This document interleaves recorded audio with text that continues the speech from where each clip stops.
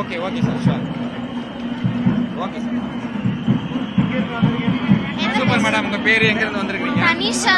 நாங்க கரூர்ல இருந்து வந்திருக்கோம். மேட்ச் இன்னைக்கு சிஎஸ்கே வர்சஸ் பஞ்சாப் கிங்ஸ் எப்படி இருக்கும்? எந்த அளவுக்கு எதிர்பார்க்கறீங்க? எப்படி இருந்தாலும் பஞ்சாப் வந்து 8வது இடத்துல தான் இருக்காங்க. நம்ம வந்து சடனா 3rd பிளேஸ் போயிட்டோம் 6th இருந்து.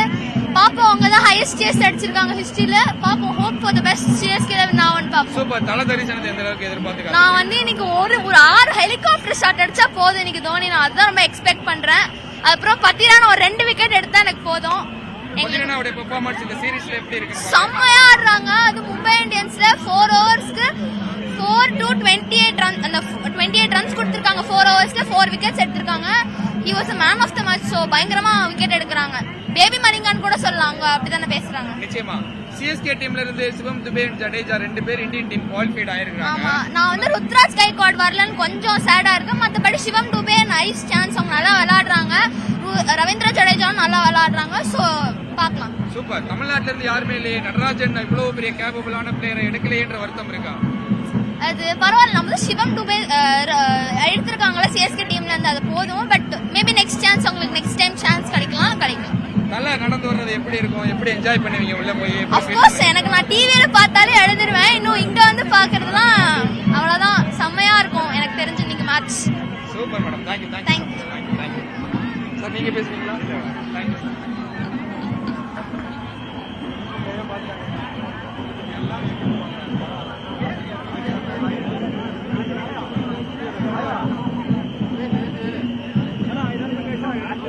பேசுறீங்களா?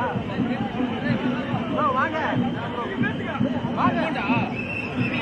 யூடியூப் லைவ் போயிட்டு இருக்கு. காசா?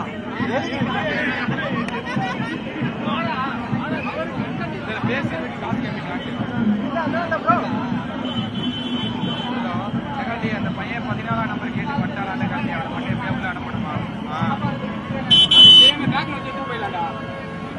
டிக்கெட் இருக்கு. அதான் அவனுக்கு தெரியாதுல்ல. அவன் கையில் இன்னும் டிக்கெட்லாம் கொடுக்கல.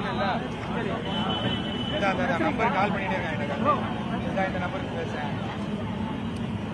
950008. இந்த பிறகு நான் ஒரு நிமிஷம் பேசிட்டு கொடுக்குறேன். அப்படியே நம்பர் கட் பண்ணி இவர் தான் அங்கே போறாரு. அந்த பையனை நம்பருக்கு அந்த பையனுக்கு நம்பர் அவர்கிட்ட நீ அப்படியே அமௌண்ட் வாங்கிக்கிறேன். டிக்கெட் ப்ரோ, இதை அந்த டிக்கெட் கொடுத்துருந்த ஒரு நான் அமௌண்ட் கொடுக்குறேன். அந்த குட்டி பையன் எங்கே நிற்கிறான் அதை மட்டும் அவங்க சொல்லுங்க. அவர் கண்டக்ட் பண்ணிடுறாங்க. அப்படியா? அப்பனா டிக்கெட் பேசுறேன்.